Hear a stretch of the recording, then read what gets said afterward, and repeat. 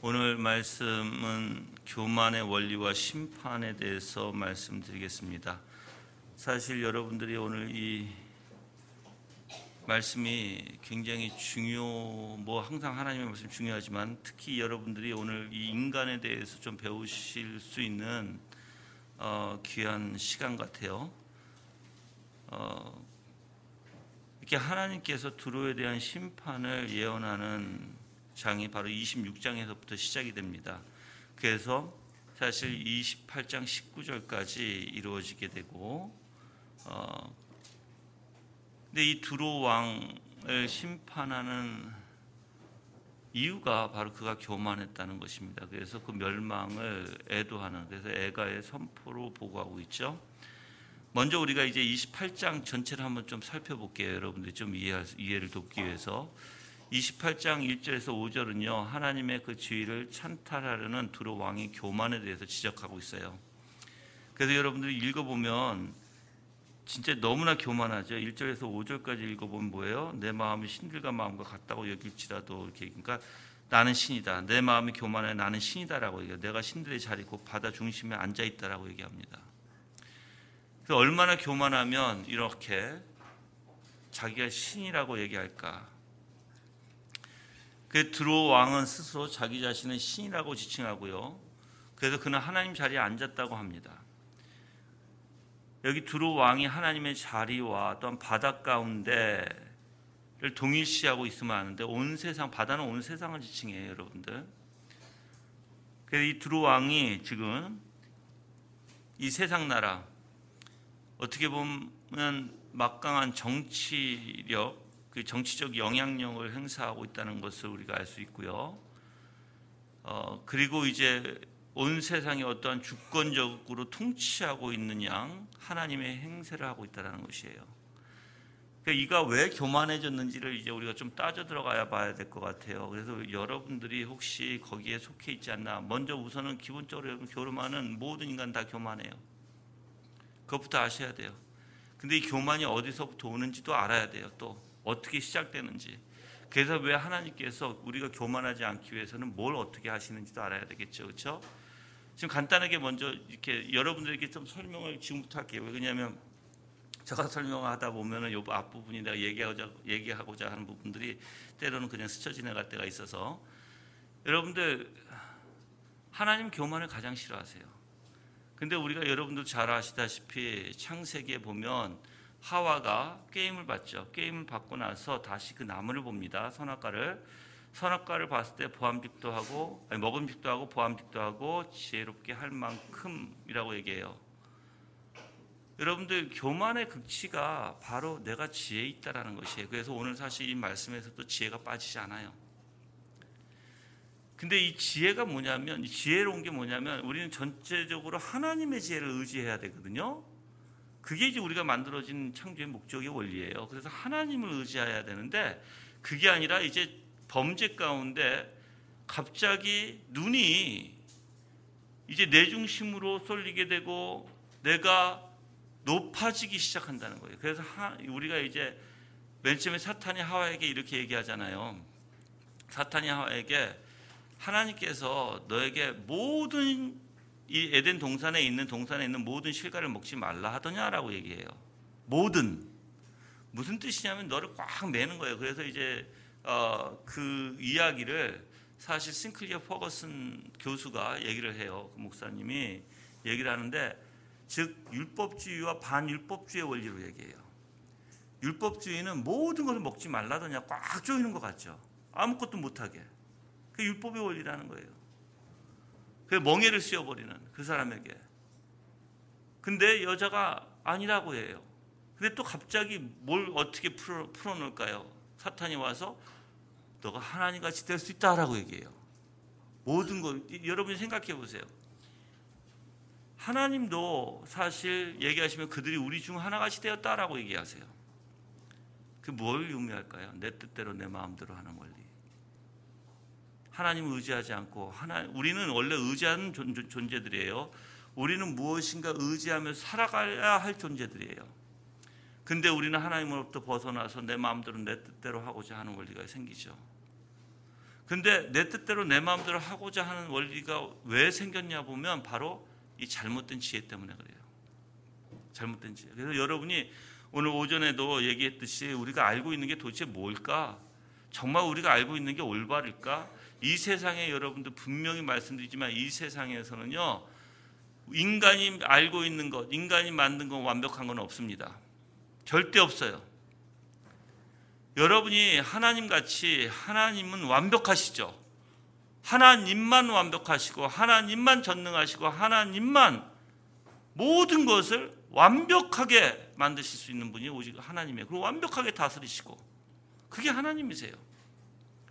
근데 우리 인간은 그렇지 않아요, 여러분들. 그래서 우리는 온전히 하나님을 의존하고 의지하고 그분만을 신뢰하고 그분만을 공경하고 살아가야 할 인간들이에요.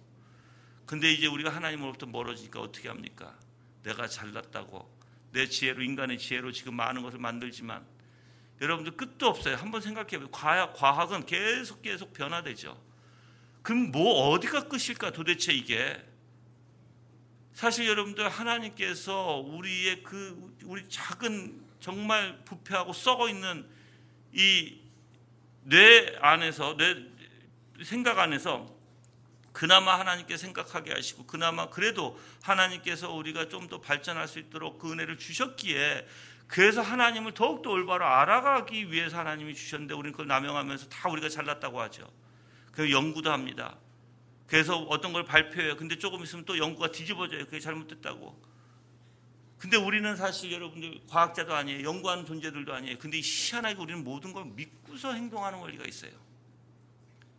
여러분 오전에도 내가 얘기했듯이 여러분이 차량을 차 타고 가면서 어떻게 믿을까? 그 차량이 갑자기 내가 앉은 자리가 썩어서 푹 주저앉을 수 있는데도 그걸 우리가 어떻게 믿고 있을까? 그렇게 그냥 간단한 그 밑에 쇠판을 가지고 그것을 뭐 120km씩 달리며 100km씩 달리면서 내가 그걸 어떻게 믿고 그 차에게 내 자신을 맡길까? 그러니까 우리의 생각이 만약에 이 세상의 모든 것을 믿지 못하고 불안에 떨면 우리 살 수 없을 거예요. 근데 희한하게 우리가 믿고 있는 걸 가만히 보면 진짜 우리는 아는 것도 없어요. 매일 변화돼가요. 우리가 실질적으로 여러분이 아는 것을 가만히 보세요. 그래서 우리가 한번 단계적으로 볼게요. 우리는 어린아이가 무엇이 아는 것을 들어보면 한심하죠. 너무나 얘네들은 생각이 또한 지식이 굉장히 얇아요. 근데 이 아이들도 자기가 무엇인가 믿고서 행동해요. 여러분들도 지금도 분명히 무엇인가 선택하고 믿고 행동하는데 전문인들이 그나마 그 분야에서 전문인들이 여러분들의 이야기를 들으면 참 한심해요. 다 가짜로 믿고 있고 다 거짓으로 믿고 잘못된 걸 믿고서 한다는 거예요. 또 그 전문인들도 완벽하지 않아요. 그 전문인들도 보면은 정말 한심해요. 그래서 내가 이거를 어떻게 내가 맨 처음에 깨달을 때 진짜 사람들은 정말 아무것도 모르고 자기가 알고 있는 것 같이 생각하는구나.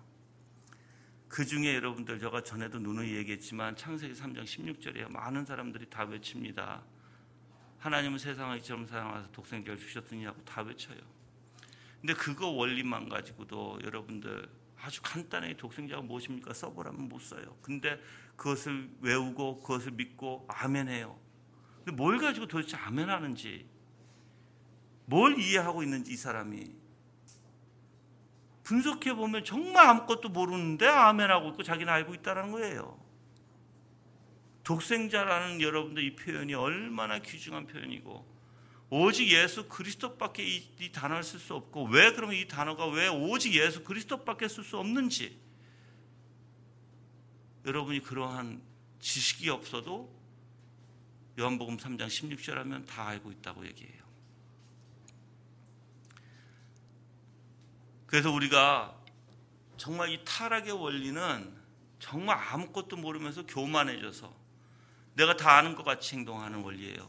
내가 하나님같이 그 자리에 앉아서 하나님 행사를 하고 있는 원리가 교만의 극치예요. 자, 이제 반대로 이제 하나님은 그렇게 교만한 자를 어떻게 하세요? 꺾으세요. 이제 꺾으실 때 가만히 보세요. 이제 여러분들, 자, 꺾으실 때 하나님 뭐부터 꺾으시는지, 그래서 여러분들이 왜 사랑이 먼저 우선이 아닌 것을 우리가 누누이 얘기를 해요. 여러분도 내 자신에 그렇게 부패되어 있고 썩어 있고 내 모든 생각과 내 마음과 내 감정과 내 양심과 모든 것이 부패되어서 타락했어요. 하나님의 기준에 미치지를 못해요. 절대 우리는 여러분들. 자, 그런데도 희한하게 여러분들은 여러분 자신의 여러분 생각을 믿고 있어요. 하나님의 말씀을 믿는 것이 아니라 그래서 내가 뭔가 부족한 말씀으로 가서 찾고 뭔가 부족하면 하나님 앞에 찾았고 내가 무엇인가 결정하고 선택하려면 하나님 앞에 기도하고 하나님 말씀에서 찾아서 해야 되는데 그래서 청교도들이 모든 답은 바로 하나님의 말씀에 있다고 했어요. 모든 답. 근데 저는 그게 뭔지 알겠어요. 왜? 여러분들 하나님의 뜻이 무엇인지 알면 이 세상의 모든 것을 행하실 때 하나님의 뜻이 무엇인지 알면 내가 선택의 기로에 있어서 하나님의 뜻이 무엇인지 깨닫고 우리는 그쪽으로 순종해요. 내 머리를 믿지 않아요. 하나님의 선하신 뜻이 어디 있는가를 믿고 움직이기 시작해요. 그래서 우리 그리스도인들은 우리 지식으로 살아가지 않아요. 지혜로.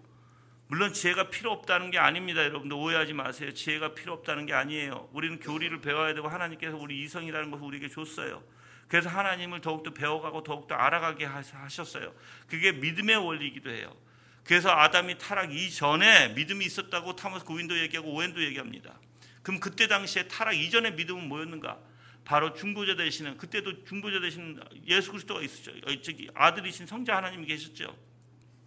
그 성자 하나님이 믿음을 통해서 더욱더 아버지를 알아갈 수 있도록 우리에게 그 말씀으로 가르쳐 주시고 깨닫게 해주시는 원리라고 얘기해요. 그래서 믿음은 타락 이전에도 계속해서 하나님을 알아가는데 원리가 있다고 얘기해요. 그래서 칼빈이 율법적 믿음이라고 표현하면서 율법적 믿음은 더욱더 하나님을 알아가는 그 과정을 얘기하는 거예요. 그래서 율법적 믿음과 복음적 믿음을 나눠요. 서로. 복음적 믿음은 하나님을 의지하고 신뢰하는 거예요. 그 하나님을 알고 믿기에. 그렇다고 거기서 끝나는 게 아니라 계속적으로 우리는 그 하나님을 확신하면서 알아가야 되는 원리예요. 죽을 때까지. 근데 희한하게 인간들은 그 하나님을 알지 못하지만 내가 다 결정하고 내가 올바르지도 않고 다 틀렸어요. 나는 우리의 생각하는 게 너무나 얇아요. 우리의 생각이 얇다는 것은 너무나 생각이 짧고 부족하고 미성숙이라는 거예요. 그러면서도 우리가 아는 체하고. 근데 하나님이 그걸 이제 꺾으시기 시작할 때는 공의부터 오죠. 왜? 공의는 여러분들이 이제 공의의 원리를 아셔야 돼요. 공의가 오기 시작하면 하나님이 정결시키기 위한 공의예요. 죄가 있는 자에게는, 죄가 없는 자에게는 공의가 감사하고 공의가 기뻐요. 왜냐하면 그 공의는 하나님의 놀라운 의로우심을 더욱더 나타나게 되고 그 의로우심을 우리에게 나타낼 때는 죄 있는 자들은 어떻게 다 정죄를 받을 수밖에 없게 돼요. 다 죄로 드러난다고 여러분들.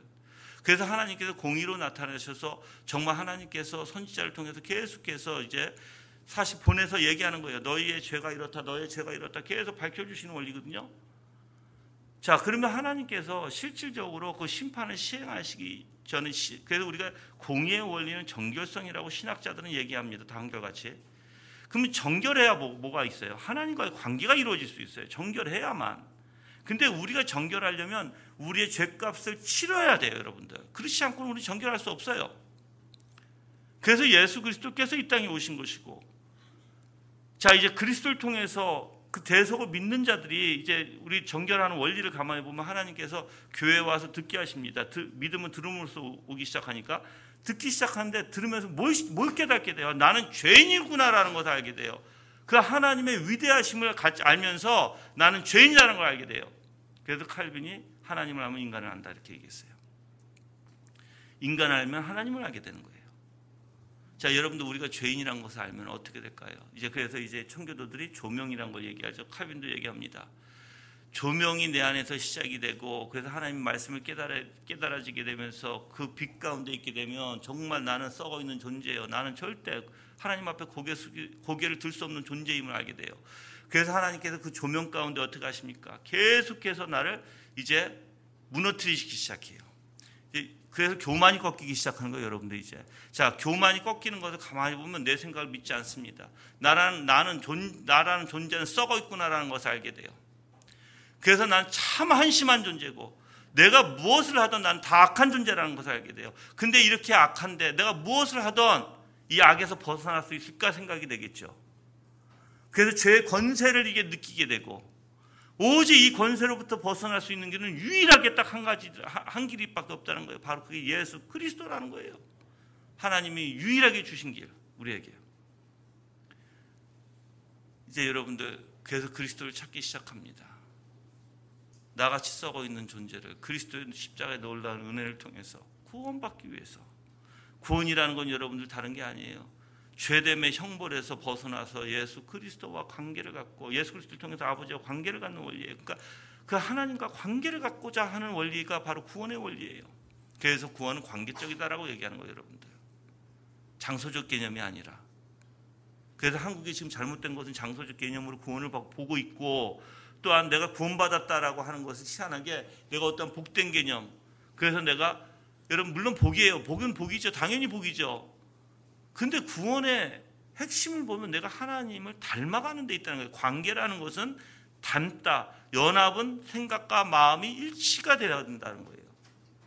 그런데 내가 예수 그리스도와 연합하면 생각과 마음이 일치가 되고, 내가 관계적이면 예수 그리스도를 닮아가게 되고, 그래서 예수 그리스도의 형상으로 내가 화할 수 있는, 변할 수 있는, 그래서 예수님께서 십자가 은혜를 통해서 정말 이 죄의 권세로부터 풀어놓으시고 그 모든 대가를 치르셨잖아요.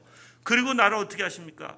그 구속을 통해서 하나님과 관계를 갖게 하시는 거예요. 그럼 관계를 가질 때 내 안에 있는 하나님의 형상이 회복되는 것이죠. 완벽하게 되는 게 아니에요. 중생의 원리에서는 완벽하게, 이 땅에서는 하나님의 형상이 완벽하게 되지 않아요. 영화에 가서 완벽하게 돼요. 그럼 내가 부단히 성 안에서는 예수 그리스도의 형상으로 닮아가는 자가 되는 것이에요, 여러분들. 근데 이제 그 가운데 내 교만을 무너뜨리는 일이 바로 내 비참함을 알게 하시고, 그 다음에 내 죄에 대한 비참함을 깨닫고, 내 존재성의 비참함에 여러분들, 죄에 묶여있는 내가 얼마나 한심한 인간인가. 내가 여러분들의 눈을 얘기하잖아요. 우리가 과장되게 이야기하는데 잡아요. 만약에 내가 무엇인가가 지식이 없는데도 지식이 있는 듯한 과장되게 얘기하면 참 불쌍한 인간이에요. 그러한 지식마저도 없어서 그것을 거짓으로 과장되게 얘기하고 있고, 얼마나 비참할까. 여러분들, 내가 돈이 없는데도 돈이 있듯이 과장되게 얘기해요. 그 과장은 거짓이에요, 여러분들. 근데 참 비참하죠. 왜? 그 돈 몇 푼 때문에 나라는 인격적인 존재를 완전 그 돈으로 바꿔서 자기 자신을 정말 알고 보면 아무것도 아니면서도 그렇게 높여놓는 인간들. 얼마나 자기 자신이 창피하고, 얼마나 자기 자신이 수치스럽고, 얼마나 자기 자신이 볼품이 없으면 그렇게 과장되게 하냐는 것이죠. 그걸 보면 너무나 수치스러워요. 지식도 그렇죠. 우리가 가지고 있는 지혜, 우리가 가지고 있는 명예, 우리가 가지고 있는 물질, 내가 할 수 있는 능력 등등을 다 거짓돼요. 우리가 너무나 부풀려 놔서. 근데 솔직히 다 벗겨보면 아무것도 아니에요. 다 벗겨보면 여러분들 다 겁에 실려 있고, 다 벗겨보면 아는 것도 하나도 없고, 다 벗겨보면 정말 능력도 없고 지식도 없고, 그 있는 척 있는 양. 우리 어린아이들 보세요. 어린아이들도 아이들과 얘기하는 거 많이 들어보면은 참 이 아이들도 나와 똑같구나 라고 생각해요. 왜? 그 어린아이들이 뭐라고 얘기하냐면, 나 뭐 있어? 자랑하기 시작해요. 나 이거 할 수 있어? 자랑하기 시작해요. 여러분들 다 허풍에 불과합니다. 하나님이 그걸 깨닫게 하시고 그걸 무너뜨리시기 시작하시는 거예요. 그래서 여러분들 교만은 허풍이 가득해서 그러는 양 하는 원리고, 하나님처럼 되는 양이에요. 그러니까 하나님처럼 행세하는 거예요. 그게 교만이에요. 그런데 반대로 하나님께서 그 교만을 무너뜨리는 것은 정말 온통 빨개 벗겨 놓는 거예요. 그래서 너라는 존재는 아무것도 아니고, 너라는 존재는 너무나 나약한 존재다.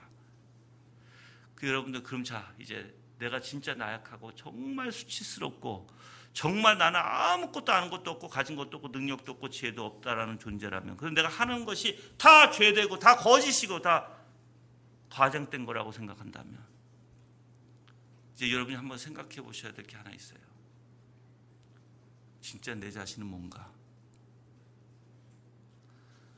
나는 뭐 가지고 살아왔는가? 내 인생에. 그 여러분들 방어기제라고 아시잖아요, 그렇죠? 방어기제는 누가 안 가르쳐줘도 내 자신을 스스로 내가 방어하면서 내 자신을 만들어갑니다. 아주 무서운 것이에요, 여러분들. 자기를 사랑하기에, 자기를 지키려고. 근데 너무나 거짓된 것으로 하죠. 이 세상이 그걸 도와요. 나는 할 수 있다, 나는 할 수 있다. 뭘 해요, 우리가?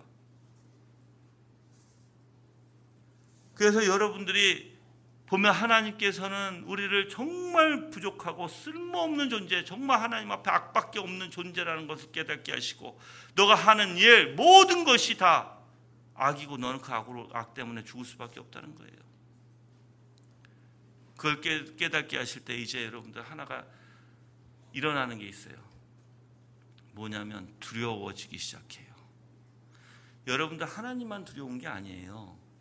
그거 잘 아셔야 돼요. 이제 회개하시는 분들은 유효적 역사가 그 안에서 역사하시는 분들은, 그래서 가난한 심령이 되시는 분들은 분명히 두 가지의 두려움이 있습니다. 하나는 당연히 하나님을 두려워하는 거예요. 당연히 그건 뭐 말할 것도 없겠죠, 그렇죠? 근데 또 하나는 뭐냐면 바로 이 죄가 나를 언제든지 사로잡을 것이라는 거예요. 근데 이 죄가 나를 사로잡을 때 여러분들 그냥 사로잡는 그런 의미가 아니에요. 이 죄는요, 여러분들을 끌고서 완전 파멸로 끌고 가요. 그냥 두지 않습니다, 여러분들. 그걸 경험한 사람들은 잘 알 거예요, 지금 내가 무슨 소리 하는지.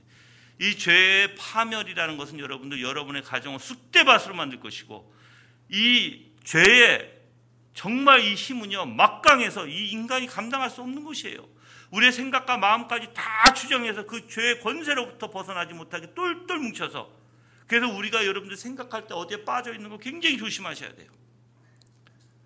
우리가 빠져서 우리가 거기에 헤어나지 못하는 것, 우리가 오직 예수 그리스도에게 빠지면 괜찮은데, 그래서 예수님이 우리의 생각과 마음을 주장해 주시면 감사한데, 그게 아니라 난 집요하게 이상하게 다른 데에 빠져 있어.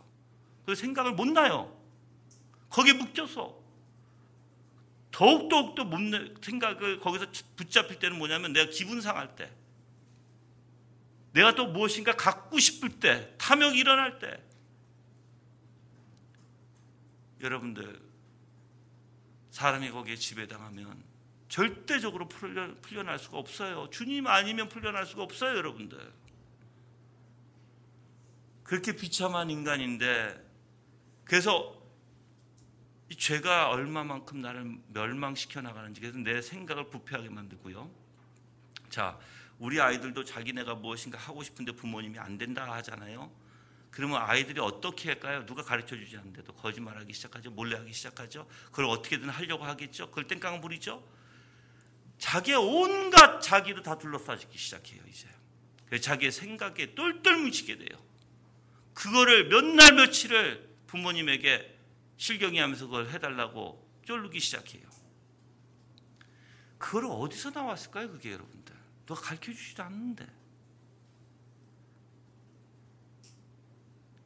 여러분들, 근데 이제 그 아이의 한번 생각을 가만히 볼게요. 이 아이가 정말 생각지 못하는구나. 자기가 지금 이것을 가지면, 또한 이것을 행하면 자기에게 얼마나 위험이 있는지도 모르고, 자기가 잠깐 맛있는 것 또는 잠깐 자기가 하는 것에 눈이 멀어서 정말 자기가 어떻게 앞으로 그게 버릇이 되게 되고, 버릇을 통해서 자기가 어떻게 어떤 인생을 어떻게 습관적으로 살아가야 될지를 가만히 보면 정말 놀라워요, 여러분들. 여러분, 그래서 죄는 가만히 보세요. 죄가 많은 사람들은 모든 것이 다 어질러 있어요. 질서가 다 무너진 원리 안에서. 잘 생각해 보세요. 질서가 무너진, 생각에서부터 모든 질서가 무너진 사람들이, 여러분들 방이 깨끗할까요? 가만히 생각해 보세요. 내 생각이 질서가 잡힌 사람들은 방을 정리를 할 줄 알아요. 그래서 여러분들이 이제 원리를 가만히 보면, 죄가 많은 곳에, 우상숭배가 많은 곳은 뭐가 있죠? 굉장히 더러워요. 인도 가보시면 알 거예요. 인도뿐만 아니라 다른 나라들을 돌아다니면서 우상숭배하는 걸 가만히 보세요. 그러면 여러분들, 모든 질서가 무너져 있는 원리 안에서는 내 생각과 내 마음의 모든 영적으로 질서가 무너진 안에서는 무엇인가 차분히 무엇인가 절제 있게 무엇인가 하나님의 뜻대로 질서 있게 균형 있게 조화 있게 하는 게 엄청 힘들기 시작해요. 그것을 요구할 때는 사람들이 벌써 싫어합니다, 여러분들. 그래서 하나님께서는 처음부터 이제 우리 안에서 역사하시기 시작하고 정말 우리 더러운 것을 뽑아내기 시작할 때는 무너뜨리시기 시작하는 거예요. 무너뜨려서 어떻게 하신다? 다시 하나님의 진리로 쌓기 시작하시는 거예요. 그래서 우리가 정말 마음이 무너지고 가난한 심령이라고 표현하죠. 그러한 가난한 심령 가운데 정말 무너지지 않으면 내 심령이 가난한 심령이 딱 되면 나는 정말 비참한 존재라는 걸 알게 돼요. 내가 모든 것을 하는 것이 다 죄구나 알게 돼요. 그래서 두려워요. 두렵기 시작해요. 여러분들이 무엇인가 선택하고 하는 것마다 가정에 굉장히 피해를 주고 가정에 굉장히 고통만 주고 가정에 정말 어렵게 만들면 여러분들 어떻게 하겠어요? 그거 하겠어요? 근데 나는 무엇인가 하고 해 나가면서 살아가야 되는데 근데 내가 모든 것이 다 거짓되고 망상되고 다 과장된 인생이라면 두렵기 시작하겠죠. 사실 저가 그걸 경험한 사람이에요. 저 인생을 보니까 다 과장됐어요. 다 거짓이에요. 근데 이걸 어떻게 끊을까? 이것을 도대체 어떻게 끊고 내가 올바로 살아갈까? 도저히 자신이 없었어요, 저는. 여지껏 열심히 살아왔고 내가 열심히 공부하고 내가 배운 대로 내가 아는 대로 살아왔음에도 불구하고 나라는 존재는 아무 이뤄놓은 게 다 거짓에 불과했다는 거예요. 거짓에. 너무나 위선되고 거짓에 불과했고 너무나 과장되게 살았어요. 근데 그걸 정말 주님의 은혜 가운데 깨달을 때 정말 그 인생이 싫더라고요. 정말 싫었어요. 앞으로 살아나갈 것도 겁이 나고 두려웠어요. 왜? 앞으로 내가 과장되게 내 인생을 만들어 왔는데 그럼 앞으로 내가 인생이 살아가는 게 도대체 뭘까요, 여러분들? 다 허풍에, 다 거짓에, 다 죄 가운데 살아갈 수밖에 없는 존재라는 것을 너무나 크게 깨달았죠. 그래서 정말 주님 아니면 그래서 제가 그때 부르짖게 되고 부르짖으면서 정말 주님을 그때서부터 알기 시작했어요. 은혜 가운데. 하나님을 알면 알수록 더 참 인간이라는 게 참된 것이 하나도 없고 모든 생각이 거짓되고 그래서 내 생각이 하나님의 말씀으로 오직 예수 그리스도 채우지 않으면 다 거짓된다는 거예요, 여러분들. 근데 이 거짓이 내가 얘기했잖아요. 이 죄라는 게 그냥 죄를 거짓 이게 안 된다고요. 그것을 통해서 나는 멸망에 가고 있다고요, 여러분들. 그것을 알게 될 때 그래서 죄가 너무너무 싫어지게 되고 죄가 나를 그냥 두는 게 아니라 날 갈기갈기 찢어놓는데 나뿐만 아니라 가족을 다 갈기갈기 찢어놓고 우리 아이들을 다 갈기갈기 찢어놓는데 어떻게 내가 그 죄 가운데 있어요, 여러분들.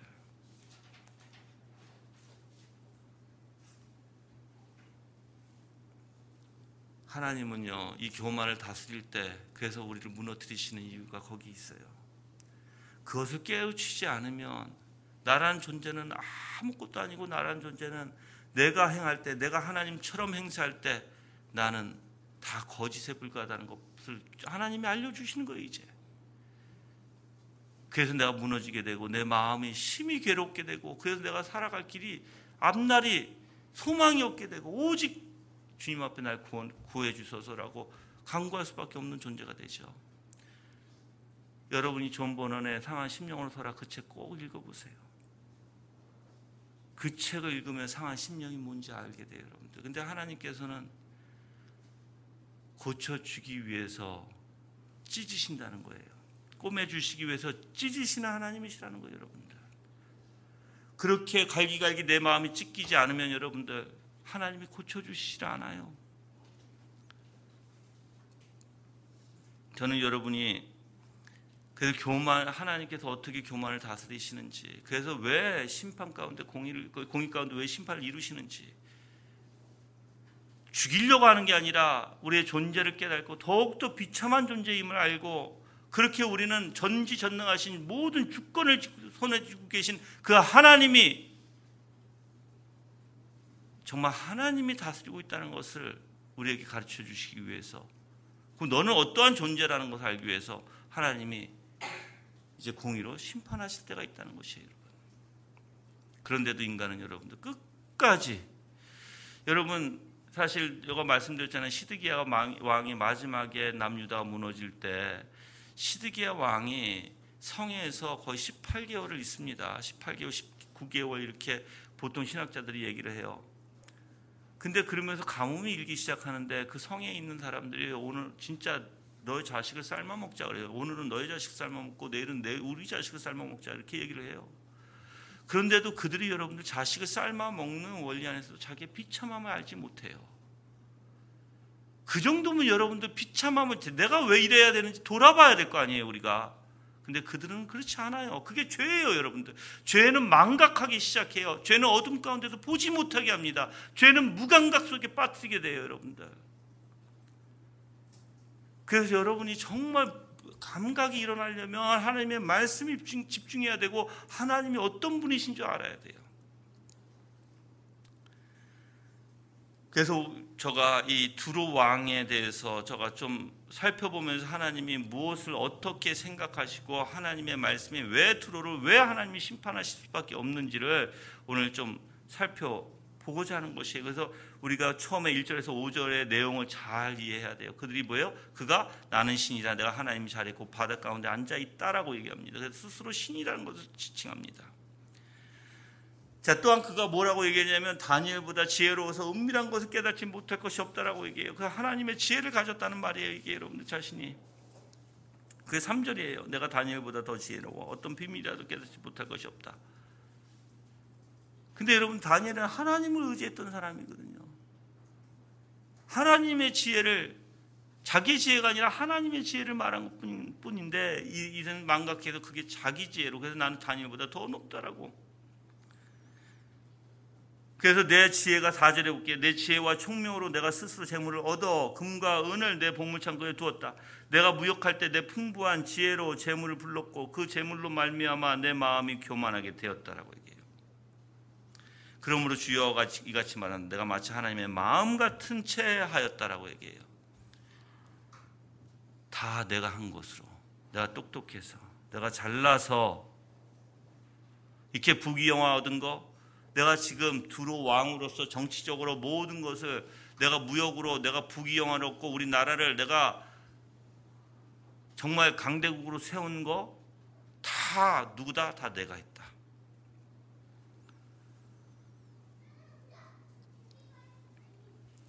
그래서 지금 이 두로 왕이 지혜와 재물로 인해서 교만해졌고요. 그래서 마음이 하나님 같은 채 했다는 것이에요. 어떻게 여러분들 일개 피조물이라는 거 잘 알아두세요, 여러분들. 피조물이라는 것은 분명히 누군가 무엇인가를 의존하고 살 수밖에 없는 존재예요. 그래서 우리가 영으로 만들어졌다 이렇게 얘기잖아요, 영. 그래서 우린 영혼. 그래서 몸과 영혼, 뭐 이분설, 저는 이분설, 삼분설을 믿지 않아요. 그냥 일분설을 믿어요. 즉 다 하나로 돼 있는. 왜냐하면 그게 돼 있지 않으면 그래서 나중에 부활체도 하나님께서 영혼만 있는 게 아니라 부활을 통해서 바로 하나를 만들어주는. 근데 봐요. 우리가 그렇게 하나님의 영으로서 하나님이 우리에게 그 생명을 불어넣어 주셔서 만든 거예요. 근데 이 영으로 만든 존재는 인격체라고 얘기합니다. 이제 여러분이 이제 나중에 영이라는 것을 공부해 보면 알아요. 인격체라는 거예요. 근데 인격체는요, 관계적으로 살 수밖에 없는 인간들이에요, 여러분들. 그래서 인격체가 생각해 보세요. 이 지구에 오직 인격체가 누구밖에 없어요? 인간밖에 없어요, 여러분들. 짐승을 인격체라고 얘기하지 않아요. 그래서 우리는 말을 할 수 있고, 왜 말을 하나님께서 주셨어요?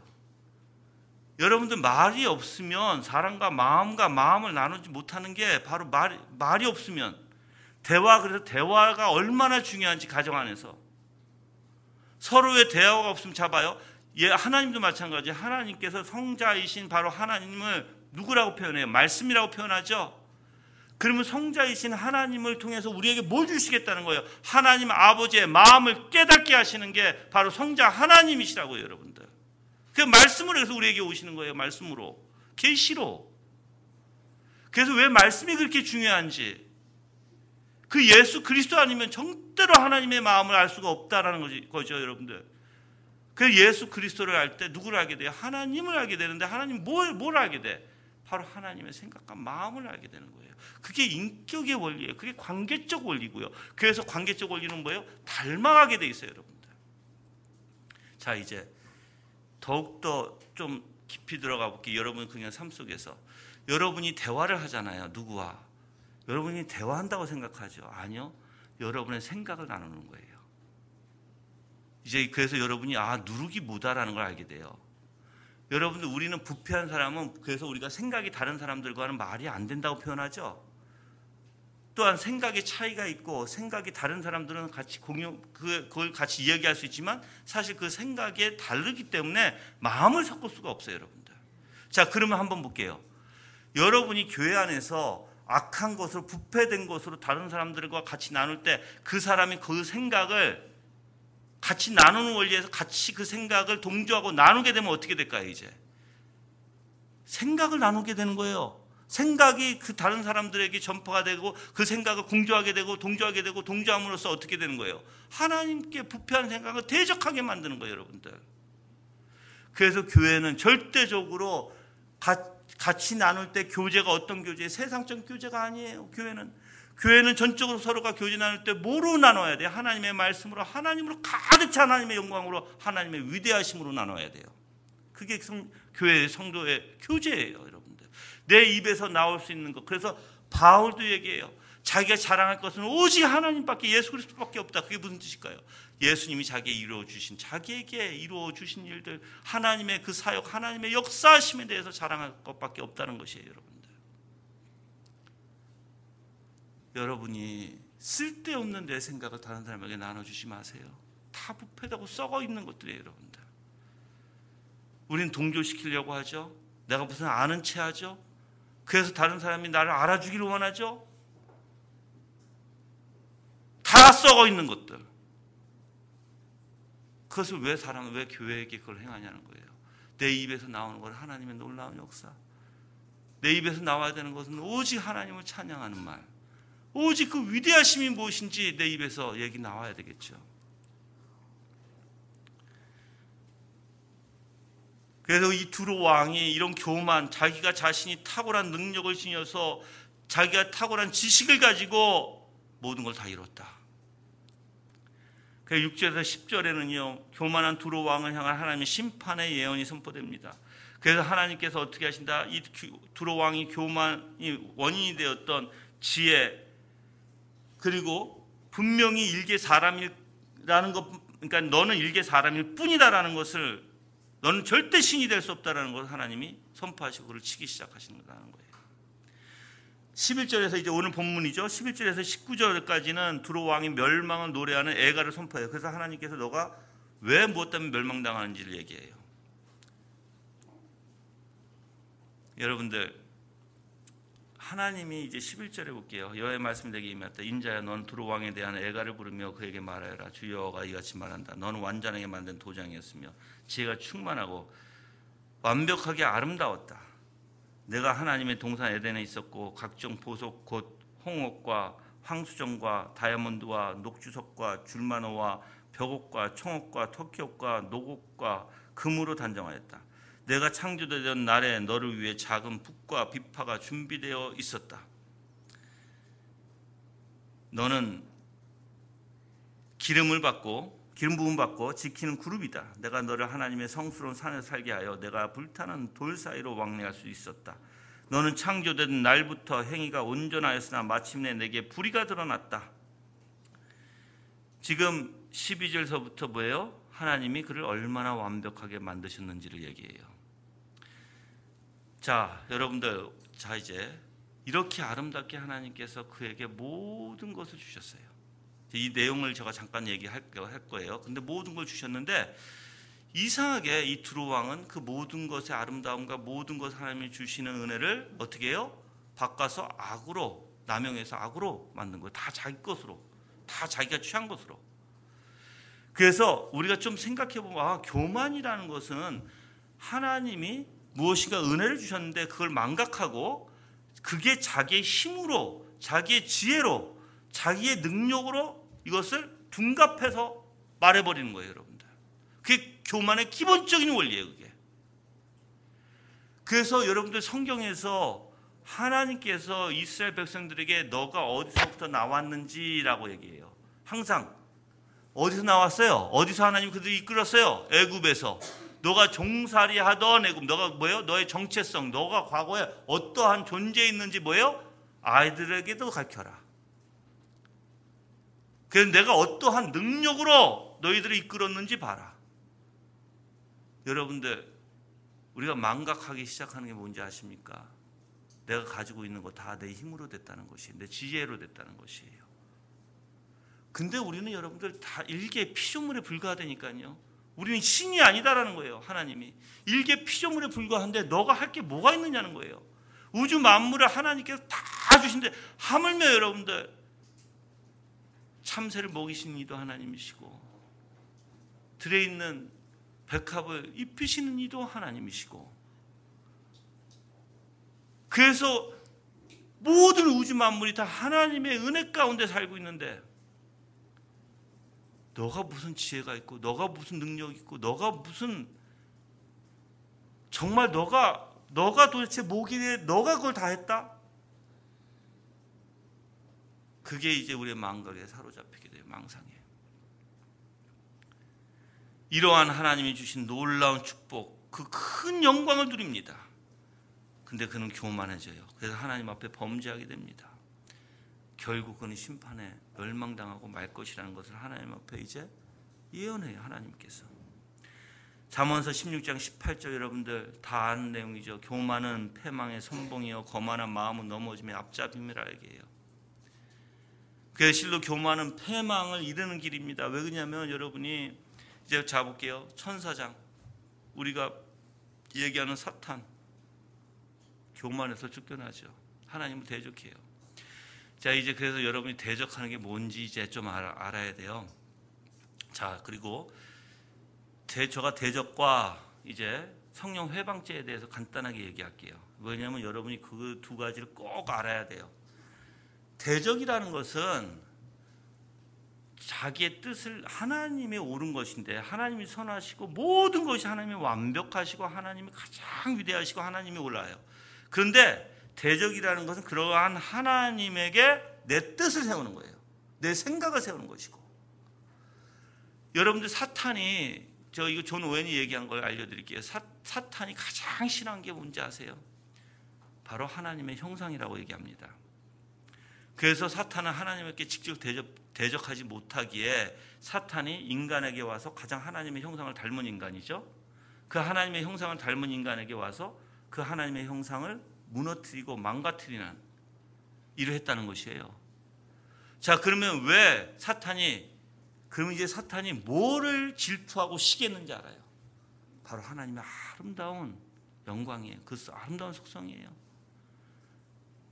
거기에 도전한 게 바로 사탄이에요, 여러분들. 자, 이제 똑같아요. 바로 하나님의 말씀, 하나님의 뜻은 다 어디에 연관돼요? 하나님의 속성과 연관돼요. 그렇죠? 근데 우리가 희한하게 내 생각을 가지고 하나님의 속성에 다 대적해버리면 어떻게 될까요? 그거는 교만의 극치예요, 여러분들. 이제 자, 내가 한 가지 물어볼게요. 우리 교회가 선행하는 거 좋아요? 우리 교회가, 여러분들, 우리 교회가 힘든 사람들, 정말 힘든다는 게 내가 소외된다는 것도 얘기했잖아요. 다시 한번 얘기할게요. 많은 사람들이 소외감이 뭔지 모르고 너무나 착각하고 있기 때문에.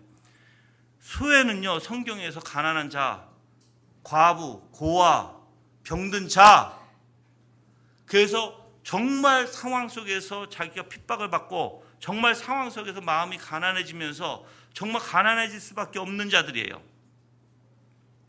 그런 사람들이 소외받은 자들이에요. 자, 그런데 이것은 소외가 아니에요. 내가 피해의식 속에서 내 자존심 때문에 그리고 내 생각에 파묻혀서 저 사람들이 나를 핍박하고 나에게 말도 안 걸어주고 그래서 나를 왕따 시킨다. 그래서 나는 소외됐다. 거짓이에요, 여러분들. 그건 죄예요. 그건 절대 그거는 올바른 소외, 성경에서 얘기하는 소외가 될 수가 없어요. 그거는 생각해 보세요. 정말 소외받은 사람들이 누구예요? 여러분들 유대 시대 때 소외받은 사람 누구예요? 여자들, 또한 어린 아이들, 가난한 자들, 또한 병든 자들, 그리고 과부, 고아예요, 여러분들. 왜 그들을 소외받은 자들이라고 얘기하나요? 세상에 짓눌려 있으니까. 세상이 그들을 욕하고 혐오스러워하고 가까이 가지도 못하게 하니까. 근데 여러분들, 내가 그러지 않아. 근데 희한하게 내 죄악 때문에, 내 마음에서 죄가 어떤 편견과 내 아픔을 통해서 내가 어떠한 내 우리가 고질병이 있는 게 뭔지 아시죠? 우리가 고질병이 있는 게 바로 내가 피해의식 속에 있는 거예요. 피해의식 속에서 모든 원리를 생각하는 거예요. 그러다 보면 여러분들 정말 다른 사람들이 내가 조심해서 그 사람들과 그 사람이 얼마나 아플까 힘들까, 그래서 조심하는 것도 그들은 자기 생각에 빠져서 어떻게 생각할 수 있어요? 저 사람이 나를 외면해. 조심하고 있는데 정말 저 사람이 혹시 내가 말을 잘못해서 실수를 해서 저 사람이 얼마나 아플까를 생각하고 조심하고 있는데, 상대는 피해의식 속에서 왜 너 나한테, 왜 너 나를 피하고 왜 너 나하고 대화 안 해줘? 너 나 무시하는 거야? 이건 여러분들 소외가 아니에요. 이건 죄지, 죄. 여러분들 진리는요, 저 진짜 여러분들 요즘에 저거 많이 생각하고 공부하고 있는 것도 있고, 저가 정말 죄를 알면 알수록요, 이 세상에는요 정신적으로 올바른 사람이 없다는 거예요. 여러분들 다 피해 망상 속에 빠져서, 다 편견의식에 빠져서 다 판단하고 혼자 스스로, 그래서 기분이 나쁘면 자기 멋대로 하고, 좀 뭔가가 이상한 것 같아요. 뭔가가.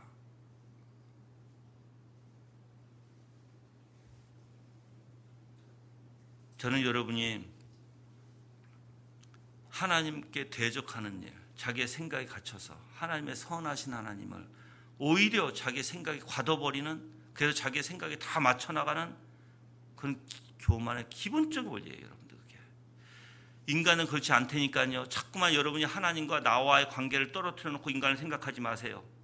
만약에 여러분 하나님과 내가 코람데오라는 거 아시죠? 여러분들 왜 우리가 개혁주의에 코람데오라고 얘기해요? 항상 하나님 앞에서, 하나님의 그 존재 앞에서 내가 서 있고 내가 항상 그분 앞에서 행동하는 원리예요. 자, 그러면 그 하나님이 내 마음과 생각 보지 않을까요? 그럼 여러분이 진짜 그리스도인으로서 코람데오의 삶을 산다면 생각해 보세요. 모든 것이 내 생각이 잘못되고 내 마음이 악하고 내가 다 잘못된 편견 속에서 다 내 안에서 잘못된 것으로 인해서 다 시작이 되는 건데, 그걸 하나님 앞에 저 사람 때문에 손가락질 할 수 있을까요? 그래서 희한한 게 여러분들, 우리가 이렇게 표현하면 안 돼요. 당신이 나를 그렇게 만들었잖아. 당신이 나를 이렇게 악하게 했잖아. 등등. 당신 때문이잖아. 이거는 말이 안 되는 거예요, 여러분들. 하나님 앞에서도 그렇게 하실 수 있을까요, 그게? 그런 말들을 여러분이 하나님 앞에서 할 수 있어요? 절대 못합니다. 그래서 가난한 심령은 다른 사람을 손가락질 않게 돼요. 제가 그래서 누누이 가난한 심령 얘기할 때 다윗을 얘기하잖아요, 여러분들. 다윗이 뭐라고 얘기했나요? 다윗이 정말 가난한 심령 가운데 시므이가 욕을 할지라도 그걸 다 받아들였던 사람이에요.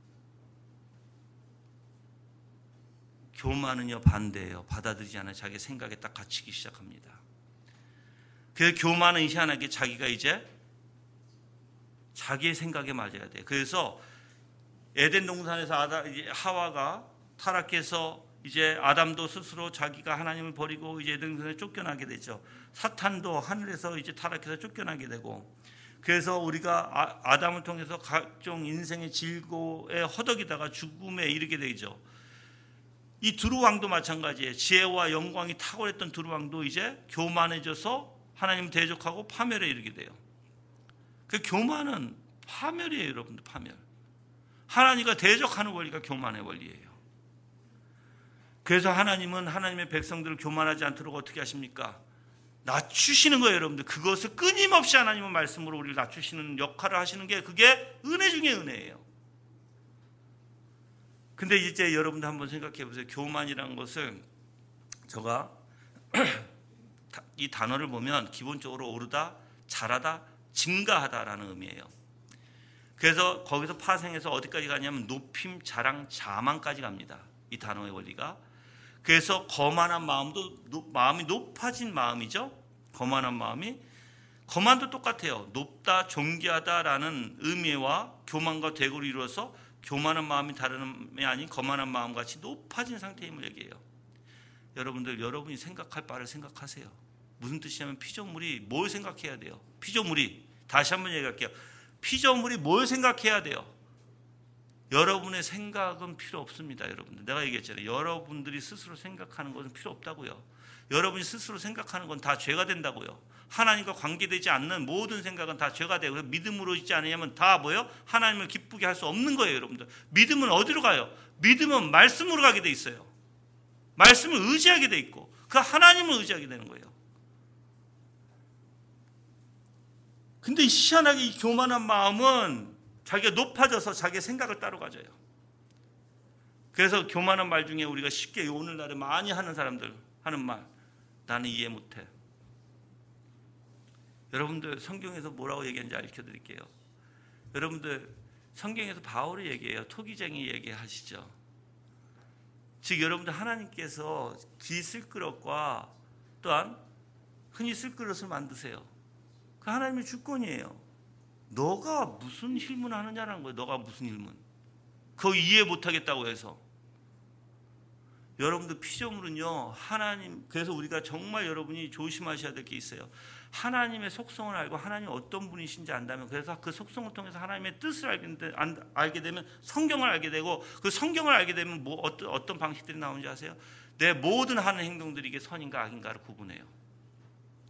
선인가 악인가를 구분하는데, 이게 선이다 그러면 내가 이해하지 못해도 하나님 앞에 아멘하고 갑니다. 여러분들, 그게 믿음의 원리예요. 그게. 근데 우리는 지금 사회를 가만히 보세요. 사회에서 뭘 가르치는지, 사회에서 무슨 말들이 많이 나오는지. 오늘날 사회는요, 다 자기가 이해되어져야 돼요. 이해 안 되어지면 이상하게 기분이 이상하고 기분 나빠하고, 이해 안 되는 걸 왜 하지? 뭐 때문에 하지? 등등 여러 가지 이유가 있어요. 교회는 사회가 될 수 없어요. 여러분들, 교회는 하나님의 주권으로 하나님이 분명히 말씀으로 굳게 지키는 게 교회고, 말씀으로 쓰는 게 교회고, 오직 예수 그리스도의 반석 위에 말씀으로 서져가는 게 교회예요. 여러분의 생각 필요 없다고요. 여러분이 느끼는 감정 필요 없다고요. 그게 다 썩어 있다고요, 여러분들. 근데 우리는 그걸 다 믿고 있어. 그 우리가 얘기하는 게 흔히 내 감정과 내 생각을 다 얘기하고 있어. 아니요, 다 썩어 있다고요, 그거. 그래서 믿음으로 하지 않으면 하나님이 기뻐하시지 않는 것이에요. 믿음은 뭐예요? 하나님과 연관이에요. 하나님을 의지하고 하나님을 신뢰하고 모든 것이 하나님의 은혜 가운데 하나님을 알면서 행동하는 원리가 믿음의 원리예요. 물론 부족하지만. 근데 우리는 희한하게 다 내 생각으로 맞춰가야 돼요. 원래 이 구절이 이사야서 14장 12절에서 17절의 원리와 비슷한 게 많아요. 한번 이사야서 가볼게요. 14장에. 여러분들 이사야서 14장 누굴 얘기하는지 아시죠? 많은 신학자가 이사야서 이 14장을 바로 사탄, 그러니까는 물론 그때 한번 볼게요. 이사야서 14장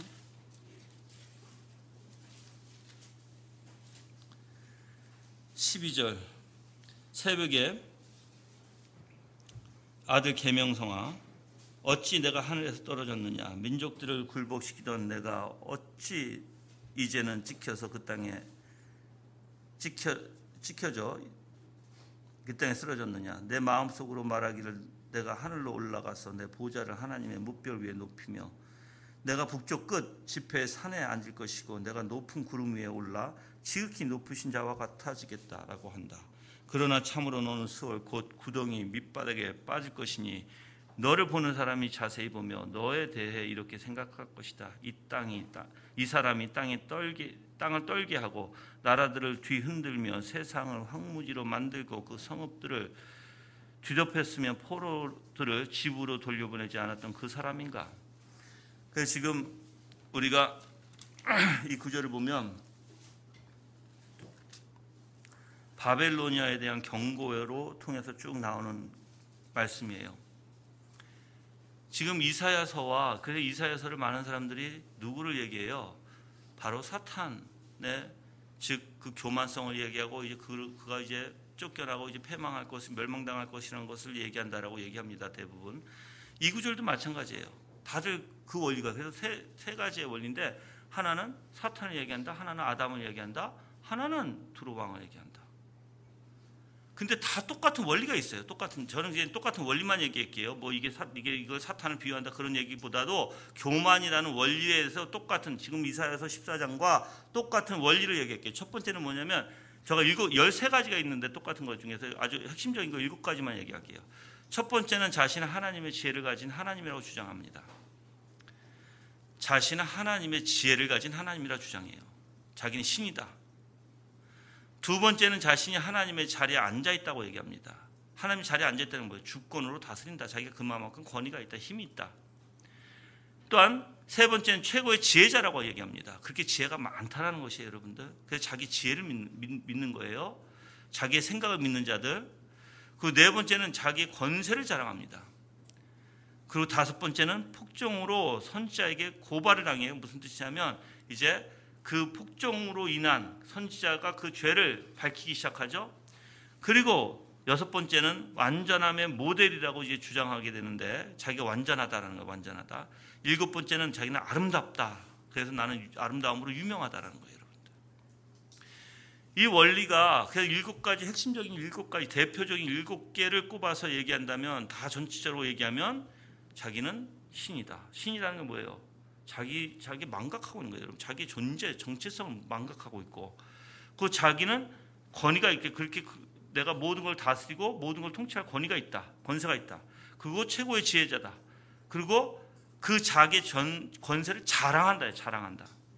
내가 이만큼 알고 내가 이만큼 할 수 있고 이만큼 해 하고 자랑하는 거예요, 여러분. 그렇지만 그는 어때요? 아주 폭정을 행해요. 아주 그의 마음과 그의 비유가 상하면 그들은 이제 발작을 일으키죠. 그래서 자기는 완전한 모델이라고 주장하게 되고 그것도 아름다운 모습이 있다. 여러분들, 저는 이거를 묵상하면서 느낀 게 참 인간이 아무것도 모르면서 이렇게 잘난 체하고 인간이 정말 아무것도 없으면서 있는 체하고 다 무슨 체한다는 거예요. 다. 자, 그런데 제가 이렇게 생각해보면 내 자신도 마찬가지. 내가 뭐가 이쁠까? 그러니까 나 같은 존재를 참 하나님이 보시기에 정말 쓸모없는 존재고 항상 하나님 앞에 대적하고 정말 피조물이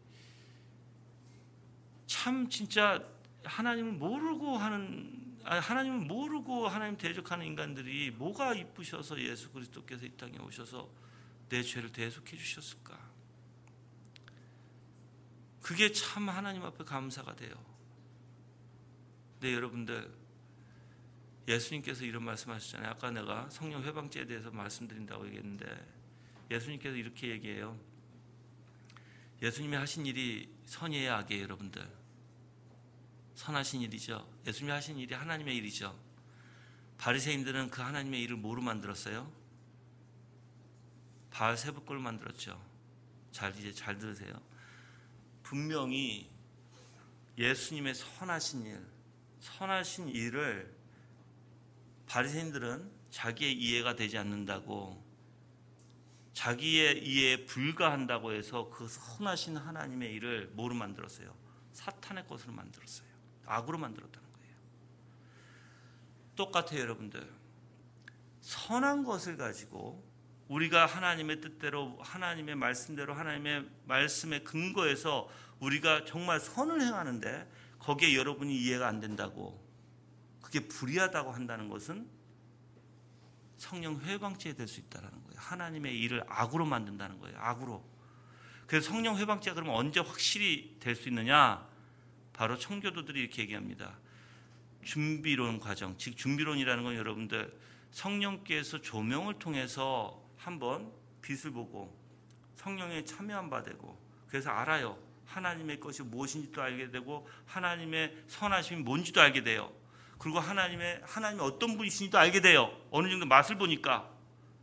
근데 희한하게 그들은 그렇게 성령 회방죄가 언제 일어나냐면, 그렇게 하나님을 어느 정도 알면서도 선을, 이건 분명히 하나님의 선하신 건데 자기의 고집과 자기의 생각에 파묻혀서 그것을 악으로 만들어버리는 원리 속에서 성령 회방죄가 성립이 된다고 그래요.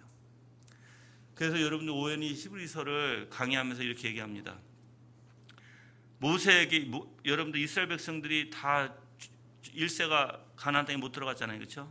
자, 그걸 얘기하면서 이렇게 얘기해요. 오웬이 자기의 잘못된, 그러니까는 자기의 생각이 갇혀서 자기가 이해되어지지 않는다고 해서 이제 그것을 주장하다가 정말 돌이킬 수 없는 것이 온다 그래요. 그게 뭐냐면 자기의 이해가 안 되어진다고 대변하다가 그 고집이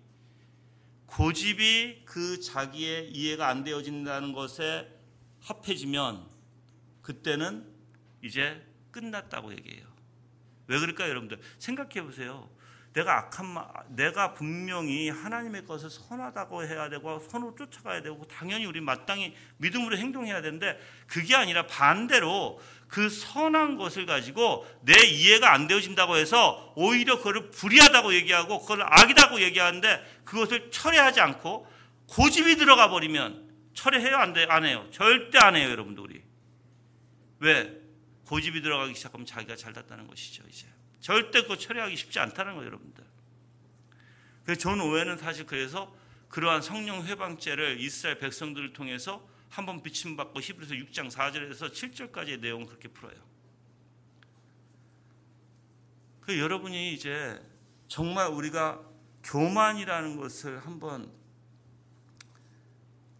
그래서 제가 여러분들에게 한번 이렇게 표현해 볼게요. 이제 제가 세 가지 원리로 교만에 대해서 간단하게 말씀드리고 끝낼 텐데, 첫 번째는 부귀영화와 능력, 지혜로 인해서 교만해진다. 즉 가장 아름답고 하나님께서 부귀영화도 주셨고 능력도 주셨고 지혜도 주셨어요. 그런데 희한하게 오히려 그렇게 하나님이 주신 놀라운 은혜에 이상하게 이들은 어떻게 만들어버려요? 그거를 오히려 하나님의 권위에 도전하게 되고, 아담이 정말 모든 새와 모든 공중의 새와 가축과 짐승들에게 이름을 줄 만큼 지혜로웠어요. 그리고 하나님이 어떻게 그들을 이름하실 거를 깨닫고 주었다고 보통 신학자들이 얘기해요. 그 정도로 하나님과 관계 있고 알았어요. 그래서 모든 피조물을 다스릴 수 있는 지혜와 능력까지도 받았어요. 그런데 이상하게 이 아담이 자기 자신의 그런 지혜에 감사함이 없고 오히려 자기가 하나님 되고자 높아지기 시작해요. 여러분들, 그래서 이 두로 왕도 마찬가지예요. 지금 하나님의, 오늘 아까 말씀 중에 이제 13절에 에덴 동산에 있고 하나님께서 이제 완벽하게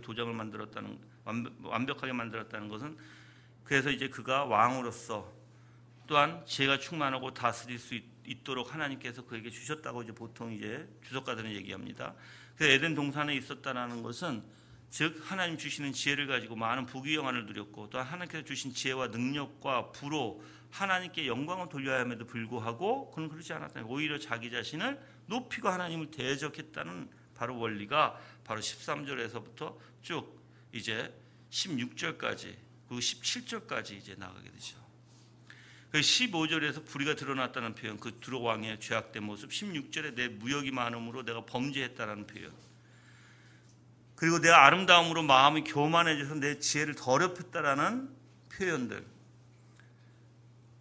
그래서 하나님께서 이렇게 그에게 너무나 많은 것을 주셨음에도 불구하고 그는 감사할지 몰랐어요, 여러분들. 그래서 오히려 여러분들 때로는 자 한번 부귀영화를 얻고 능력을 얻고 지혜를 얻어서 여러분이 하나님 앞에 교만해지는 것과 차라리 아무것도 없어서 하나님을 의지하는 것과 뭐가 더 좋아요?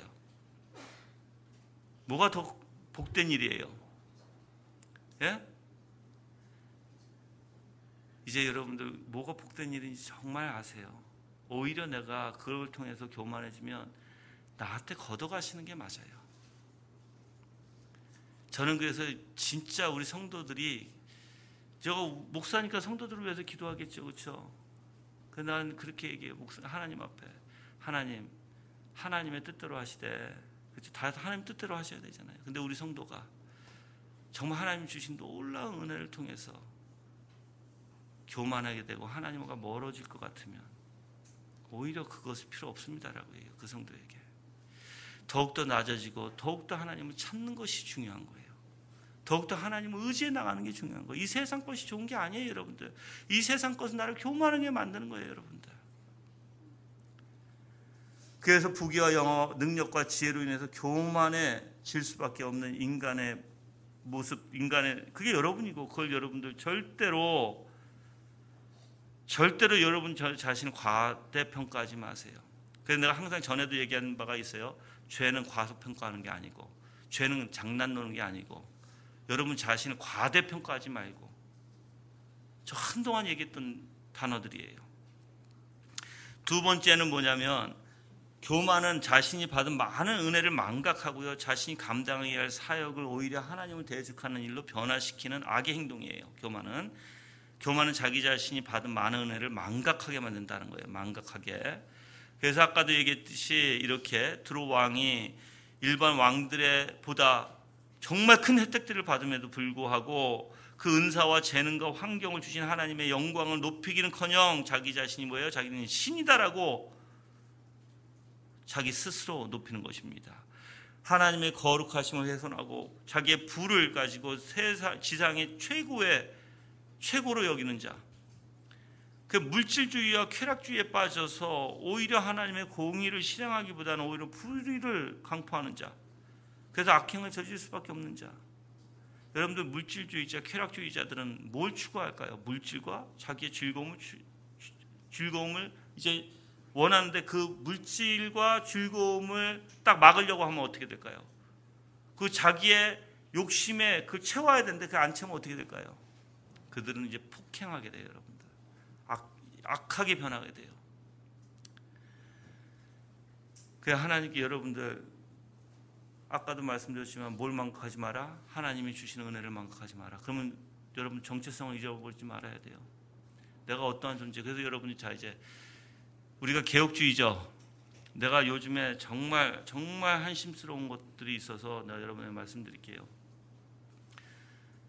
말로만 개혁주의 교회 하는 사람들이 얼마나 많은지, 성도들의 죄, 성도가 분명히 잘못 생각하고 있고 정말 잘못된 생각 속에서 정말 하나님을 대적하고 있음에도 불구하고, 이거는 여러분들 그냥 일상생활에 누굴 속이고 누구를 사기치고 그리고 누구에게 해를 끼치고 그게 아니에요.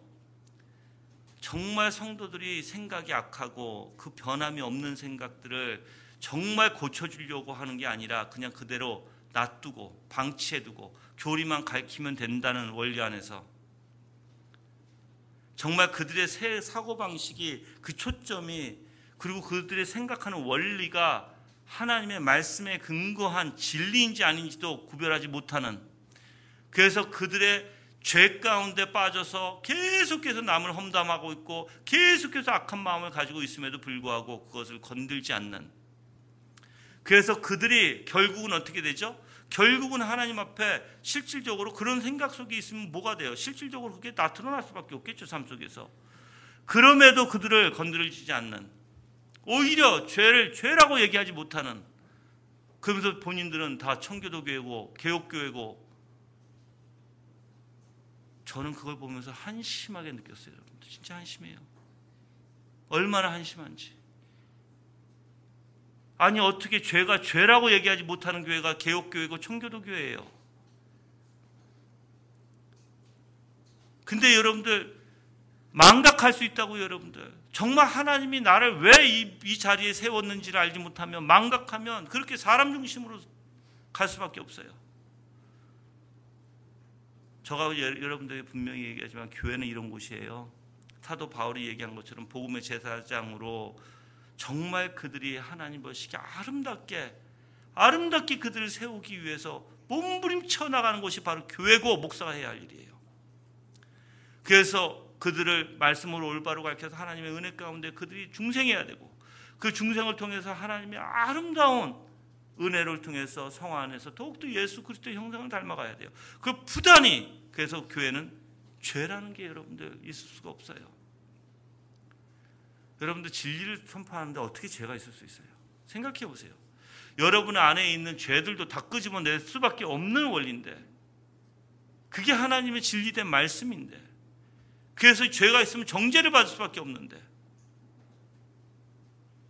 어떻게 교회가 입 다물고 여러분의 잘못된 생각조차도 입 다물고 그걸 묵인한다? 그리고 그런 잘못된 행동들까지 나중에 뭐한다? 묵인해버린다? 건들지 않는다? 하나님의 받은 은혜를 망각하고 인간 중심으로, 말은 개혁이지만 인간 중심으로 나가는 교회들이 얼마나 많은지. 그래서 자신이 감당해야 할 사역을 오히려 하나님을 대적하는 일로, 그래서 그걸 묵인해버리고 동조해버리는 일로 변화시키는 것이 바로 악의 행동이에요. 여러분들 똑같아요. 우리는 여러분들 형제 자매가, 진짜 여러분들 한 가지 물어볼게요. 우리 교회 형제 자매인가요? 그리스도 안에서? 여러분들 그리스도 안에서 형제 자매면 이거 아시죠? 정말 예수님이 이렇게 누가 내 형제고 누가 내 부모냐라고 얘기했어요. 그럼 여러분이 한 가지 아셔야 될 게 있어요. 정말 우리가 같이 모이는 예수 그리스도 안에 있는 이 사람들은 진짜 식구거든요. 그리스도 안에서 하나거든요. 근데 그리스도 안에서 하나면 여러분이 그 사람을 사랑해야 되고, 그 사람을 정말 그 사람이 힘들면 도와줘야 되고, 그 사람을 아껴야 되고, 그 사람을 정말 사랑해줘야 되거든요. 근데 여러분들 기본적인 사랑의 원리가 뭘까요? 예수님이 행하시는 일이, 가르치는 일이에요. 왜? 하나님 앞에 대적하지 않고 정말 그들이 올바로 돌아서서 하나님 앞에 무릎 꿇고 회개하는 일을 주는 것이 이 땅에서 뭐예요? 그래서 그 한 영혼이 회개하고 돌아오는 것이 정말 하늘에서는 어떤다? 어마어마하게 기뻐하신다. 모든 천군 천사가 다 기뻐한다. 그래서 잃어버린 양에 대해서 찾았을 때 기뻐하셨고, 잃어버린 드라크마 하나를 찾았을 때 그 여인이 잔치를 벌였고, 어린 탕자가 돌아왔을 때 기뻐했는데 맏아들은 뭐였어요? 기뻐하지 않았어요. 그래서 아버지가 이렇게 해요. 우리가 같이 기뻐해야 되고 우리가 같이 즐거워해야 되는 게 마땅하지 않느냐라고 얘기해요, 여러분들. 근데 희한하게 우리는 하나가 되지 않고 하나님이 즐거워하시는 일을 우리가 반대하고 있고, 그래서 그 한 영혼이 하나님 앞에 돌아오는 게 얼마나 기쁜지를 알면 그 영혼을 주님 앞에 데리고 오려고 얼마나 몸부림칠까. 근데 우리는 그것도 하지도 않아. 근데 한 형제 자매래. 뭐가 여러분들 정말 뭐가 교회인지 여러분들 모르고 있는 거야. 많이 그렇게 되면 여러분들 교회는요 정말 여러분들의 하나님 앞에 생각과 마음이 올바로 잡을 수 있도록, 그래서 하나님 앞에 정말 죄를 짓지 않도록 인도해 주는 곳이 교회예요. 그게 교회예요, 여러분들. 그래서 주님 앞에 다 무릎 꿇을 수 있도록. 근데 오히려 받은 은혜를 망각하고 자기가 감당해야 할 사역, 내가 무엇을 해야 될지, 내 정체성마저 잊어버리고 내가 해야 할 사역마저 잃어버리고, 오히려 그것이 교만에 갈 수 있는 길이죠. 자, 세 번째는 16절에 나와 있는데요. 자신의 본분과 사명을 점점 상실할 때 교만해져요. 아까 내가 얘기한 부분이지만, 근데 이제 점점 상실해가는 부분을 내가 초점을 두겠습니다. 자신이 부를 추측하게 된 것이 자신의 능력과 자신의 지혜에서 말미암다고 생각하는 원리죠. 자, 그러면 우리가 왜 점점 상실해갈까? 이렇게 자기의 본분과 사명을 왜 점점 상실해갈까? 자, 16절에서도 내 무역이 풍성함으로 내 가운데 폭력이 가득하였으니 내가 죄를 지었다. 지키는 그룹아, 내가 너를 너그럽게 여겨 하나님의 산에서 내쫓아 불타는 돌 사이에 멸망시켰다. 자, 이렇게 하나님이 13절, 12절, 13절, 14절, 15절로 그렇게 창조된 날부터 하니까 온전하였으나 마침내 불의가 드러나게 되고 무역이 풍성함으로 내 가운데 폭력이 가득했고, 여기서 여러분들 동그라미 할 단어가 하나 있어요. 16절에 여기서 풍성함으로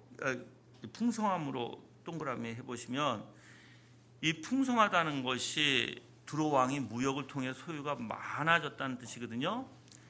근데 많아지면 많아질수록 죄가 더 커졌다는 거예요. 그러니까 이게 즉 두로 왕이 무역을 통해 소유가 많아질수록 더 많은 죄를 지어서 도저히 용납할 수 없을 정도로 심각한 상태에 이르렀다라고 얘기하는 거예요. 그럼 두로 왕이 자신이 부를 추적하게 된 것이 자신의 능력과 지혜에서 말미암았다고 얘기하고, 그래서 잘못된 생각에서 점점 교만해지기 시작하거든요. 근데 여러분들이 한번 생각해 보세요. 지금 이가 점점 갑자기 하루아침에 뿅 하고 교만해지는 원리가 아니에요. 지금 여기에 보면 점점 많아지면서 뭐가 점점 잘못돼 가는 원리예요. 생각이 뭐가 점점 잘못되는 거죠. 자, 그럼 여러분들이 한번 볼게요. 내가 혹시 하나님이 주시는 은혜와 하나님 주시는 모든 은혜 가운데 내가 생각이 점점 우리는 이게 갑자기 되어지는 게 아니에요. 이게 뭔가가 점점 되어 있다가 이게 잘못되어 가는 원리거든요. 그래서 우리가 항상 내 생각을 하나님의 말씀의 기준으로 둬야 된다는 거예요. 내 생각을 따로, 여러분이 제가 이런 사람들을 많이 봐요. 내 생각에 빠져서 생각을 하는 사람들. 그래서 생각이 꼬리를 무는 사람들. 절대 여러분들 그걸 올바른 거 아니에요. 그렇게 되다 보면 그것을 우리는 연구를 해야 되는 거예요. 성경을 보고 책들을 보고 또한 연구를 통해서 하나님을 알아가는, 그래서 성경을 부단히 묵상하고 주석을 보고 단어를 공부하고 할 수 있을 만큼, 그래서 내가 공부할 수 있는 도구를 갖추라고 얘기했어요. 그렇게 해서 하나님을 알아가는 것이 생각이 꼬리를 물면서 알아가는 게 아니에요. 여러분들, 우리의 생각은 다 잘못된 거예요. 부패에서 빠질 수밖에 없어요. 근데 어떤 사람들이 이렇게 얘기해요. 성령께서 역사하셨냐? 여러분들, 성령은 말씀으로 역사하시지 혼자 생각으로 앉아서 역사하지 않아요. 여러분들. 그래서 여러분이 생각이 꼬리를 물게 되면 문제가 있을 때도 마찬가지예요. 누구 미워할 때도 마찬가지고 어떤 문제를 해결할 때도 마찬가지. 계속해서 하나님 의지하는 게 아니라 내 생각이 꼬리를 물어요. 그게 바로 점진성으로 해서 잘못되어 가는 원인이에요. 그게. 저는 여러분들이 정말 하나님을 안다면 오히려 내 생각에 빠지지 말고 오히려 주님 앞에 가서 무릎 꿇고 주님으로 해결을 받아야 되고, 답이 예수 그리스도라는 것을 아셔서 온전히 하나님의 말씀에만 내 생각에 빠지지 말고 그걸 다 내려놓고요, 정말 주님 앞에서 여러분이 해결을 받아야 될 줄 믿습니다. 그래야만 여러분이 그 죄 가운데 머물지 않아요. 자, 18절로 가볼게요. 이제 18절에서 세 가지의 죄악의 과실을 제시합니다. 읽어볼게요. 너는 죄악이 많고, 이게 첫 번째예요. 그게 첫 번째 세 가지의 그 과실을 얘기하는 거, 두로 왕의. 두 번째, 불의한 방법으로 무역했고, 세 번째, 내가 내 모든 성소를 더럽혔다라는 거예요. 그러므로 내가 너 가운데서 불을 내어 너를 사르고 모든 사람이 보는 앞에서 너를 땅 위에서 죄로 만들었다. 자, 여기서 첫 번째 죄악이 많고는 여지껏 내가 말씀드린 것이고, 두 번째 불의한 방법이라는 것은 이제 무역에 불의하다는 표현인데, 불공정한 거래, 즉 폭리. 그래서 하나님 앞에서 가장 가증한 것이라는 것이에요. 이윤을 남기기 위해서 부정한 거래를 하는 자들. 자신의 뭐가 문제예요? 신앙의 양심의 문제죠. 이거는, 그렇죠? 그래서 신앙의 양심을 파는 행위고, 그 양심이 무너지면 믿음도 무너지게 돼요. 그래서 그 양심이 파산한 자들이라고 얘기합니다. 그래서 성도들은 선한 양심으로 깨끗하고 공정한 상거래를 해야 되고요. 또한 내 모든 성소를 더럽혔다라는 것은 두로 왕이 여호와의 성전을 더럽혔다는 의미가 아니라 자신의 나라에 있는 여러 신전들을 더럽혔다는 게, 더러운 죄악을 우상 숭배를 했다는 뜻이에요. 그래서 하나님께서 뭐다? 그를 사르겠다. 그래서 죄가 되게 하겠다. 자, 여러분, 양심은요. 양심에 대해서 간단히 얘기 끝낼게요. 양심은요. 자연적 양심이 있고요. 또한 조명 가운데 양심이 있고, 그리고 이제 복음적 이제 그 믿음 안에서의 양심이 있어요. 물론 이러한 양심론을 우리가 청교도들 책을 보면 이제 에임스의 양심론이 여러분들 굉장히 광범위하게 적혀 있는데 한국에는 그렇게 번역된 게 없어요. 이제 보통 이제 우리가 양심을 얘기할 때는 기본적으로 뭐 창세 이전에, 또한 그 타락 이후에, 그리고 예수 그리스도께서 오시고 우리가 중생한 이후에, 그리고 영화 가운데 이후에, 이렇게 네 가지로 분리를 해요. 그런데 이제 그걸 좀 더 구체적으로 이제 내가 이제 좀 그걸 분석하게 되면 지금 현재 시대에서, 현재 삶 속에서 하나는 자연적 양심이 있죠. 그다음에 조명적 양심이 있어요. 그다음에 복음적 양심이 있어요. 그것만 얘기할게요. 자, 자연적 양심은 여러분들 이 세상의 기준, 내가 배움의 기준, 그 문화의 차이에 따라서 다릅니다. 근데 그 양심은 힘이 없어요, 여러분들. 양심이 나를 정말 짓눌러서 고통스러워서 나 몸부림칠 정도의 능력을 갖고 있지 않아요. 근데 이제 조명은 때로는 그 조명 안에서 무엇이 참되고, 또한 내가 악한 것을 깨닫게 되고, 그 깨달을 때마다 확 올라와요, 양심이. 그래서 괴로워는 해요. 근데 뭐요? 그게 금방 식어져요, 또. 그래서 왔다 갔다 해요. 업앤다운. 그래서 이 굴곡이 심하다고 제가 표현하죠. 그래서 또 하나님의 말씀을 들을 때 확 올라와요. 또 그러다가 쫙 꺼져요. 근데 복음적 양심은 항상 양심이 말씀에 가 있어요. 그래서 점점 말씀을 배우면 배울수록 내 양심이 더욱더 정결하게 돼요. 여러분들 하나님의 말씀 우리를 어떻게 한다? 정결케 한다 그랬죠. 뭘 정결케 할 것 같아요, 여러분들? 여러분의 마음을 정결케 하는 게, 그 여러분의 양심을 정결케 하고 생각을 정결케 하는 게 하나님의 말씀이에요. 그래서 이 양심에 대해서 여러분들 한번 볼게요. 우리가 디모데 전서에 가볼게요. 18절입니다. 1장 18절. 제가 읽어드리겠습니다. 아들 디모데야, 내가 내게 이 경계로서 명하노니 전에 너를 지도한 예언을 따라 그것으로 선한 싸움을 싸우며 믿음과 착한 양심을 가지라. 어떤 이들이 양심을 버렸고 그 믿음에 관하여 파선하였느니라 그래요. 여러분들 믿음과 착한 양심은, 이게 착한 양심이 거룩한 양심이에요. 같이 갈 수밖에 없어요, 여러분들. 여러분이 양심만 믿는 것도 아니에요. 여러분은 이미 하나님께서 우리에게 말씀을 주셨기 때문에 이 양심이 말씀에 근거돼야 되고, 그래서 에베소서에 가볼게요. 에베소서에서 5장 26절이에요. 26절 27절. 곧 물로 씻어 말씀으로 깨끗게 하사 거룩하게 하시고 자기 앞에 영광스러운 교회를 세우사 티나 주름 잡힌 것이나 이런 것이 없이 거룩하게 흠이 없게 하려 하심이라. 즉 물로 씻어 말씀으로 깨끗하게 하사는 하나의 원리예요. 자, 그러면 말씀이 어떻게 합니까? 우리를 깨끗게 하세요. 그리고 우리를 거룩하게 하세요. 그래서 하나님 앞에 영광스러운 교회로 세우시기를 원하시는 거예요. 그래서 티나 주름 잡힌 것이나 이런 것이 없이 거룩하고 흠이 없게 하시려고 하시는 것이 바로 하나님께서 말씀을 통해서. 성령은, 자, 또 뭐 이렇게 얘기하니까 또 여러분들이 성령님은 말씀을 가지고 역사하시거든요. 말씀만이 아니라 성령께서 말씀을 가지고 내 안에 역사하실 때 깨끗해지는 거예요. 자, 히브리서 한번 가볼게요. 또 한 구절만 갖고 되는데, 히브리서 8장 13절부터 읽을게요. 염소와 황소의 피와 및 암송아지의 죄로 부정한 자에게 뿌려 그 육체를 정결케 하여 거룩하게 하거든 하물며 영원하신 성령으로 말미암아 흠없는 자기를 하나님께 드린 그리스도의 피가 어찌 너의 양심으로 죽은 행실에서 깨끗게 하고 살아계신 하나님을 섬기게 못하겠느냐. 여러분, 정말 예수 그리스도의 피는요 우리를 정결케 합니다. 그래서 성령께서 우리 마음에, 우리 양심에, 그래서 이렇게 정결받은 양심은요 이제 여러분이 다윗을 보면 알아요.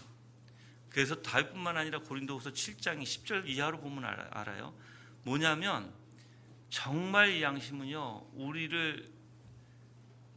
우리의 잘못된 생각과 마음들, 그 거짓된 것들, 하나님 앞에 불의한 것들을 내 양심이 이제 질책하기 시작하면 여러분들 너무나 괴로워서 죽을 정도예요, 여러분들. 그것을 하나님께서 돌려주신다는 거예요. 절대로 그 길로 가지 못하도록. 그래서 여러분의 양심이 그 정도로 나를 눌러서 내 뼈가 상하나이다. 하나님의 손이 눌러서 내 뼈가 상하나이다. 내가 파수꾼이 나를 아침을 기다림 같이 그것보다 더 내가 주님을 기다리나이다. 그 심정으로 여러분들이 주님을 바라봐야 돼요. 그리고 그걸 요구하셔야 돼요. 하나님 앞에. 더욱더 말씀으로 날 정결케 하옵소서. 뭐가 정결한데? 생각과 마음과 양심에 올려요. 여러분들 이거는. 여러분들 교만하지 않으려면 이미 예수님께서 십자가에서 이루신 은혜예요. 예수님께서 아까 우리 시브리서 읽었지만 분명히 예수님께서 하신 일이에요. 정말 이제 여러분이 하나님의 놀라운 은혜 가운데 있는 자라면 교만하지 마시고 생각에 빠지지 마시고 믿음으로 행동하는 자들 되시길 주님의 이름으로 기도합니다. 그게 하나님이 기뻐하시는 거예요. 내 생각을 여러분들 내 생각과 내가 아는 것과 내가 경험한 것을 믿지 마세요. 하나님의 말씀에 근거해서 내 모든 확신이 있어야 돼요. 그 확신을 성령께서 증거시켜줘야 돼요. 우리 삶에. 그 증거는 바로 확신을 통한 열매예요. 우리는 누굴 확신해야 돼요? 다시 한번 바로 그 하나님을 확신해야 된다. 창조주의 하나님을 확신해야 되고 구속주의 하나님을 확신해야 된다. 그 가운데 우리는 믿음으로 사는 것이다. 정말 주님의 은혜가 여러분들에게 넘쳐나기를 주님 기도하겠습니다. 다 같이 합심으로 기도하시는데 이러한 주님의 은혜 가운데 악에서 생각이 바뀌고 마음이 바뀌어서 돌아서서 하나님 앞에 정말 절대적으로 순종할 수 있는 마음을, 아름다운 부드러운 마음을 주시고 정말 하나님의 지혜의 말씀이 나를 교만하게 한 것이 아니라 오히려 내 마음에 나를 겸손케 하셔서 우리의 입술에 그 하나님을 찬양할 수 있도록 우리 인도하여 주시옵소서라고 다 같이 합심으로 기도하는 시간 갖겠습니다.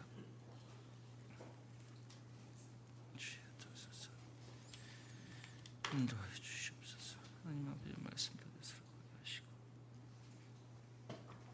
주님의 놀라운 말씀 안에서 하여 주시옵소서. 아버지 우리를 긍휼히 여겨 주시옵소서. 주여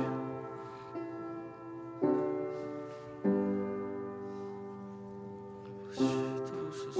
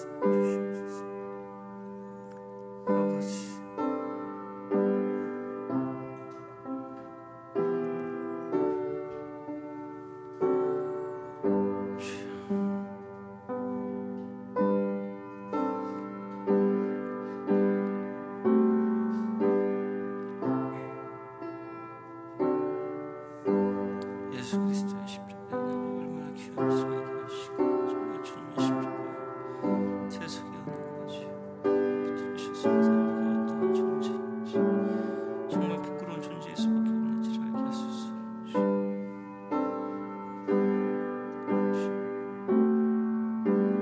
항상 겸손한 자로 될 수 있도록 하였습니다. 항상 우리가 죄인이라고 그 수밖에 없는 존재로서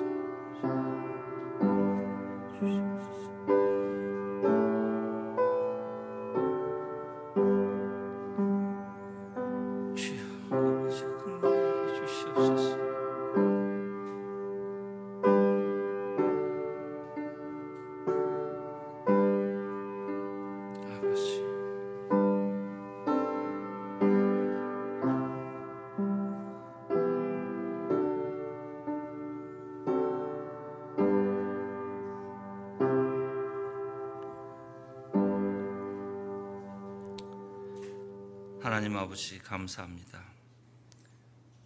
우리의 정체성을 망각하지 않게 하시고 우리가 마땅히 해야 할 사명이 무엇인지 망각지 않게 하여 주시옵소서.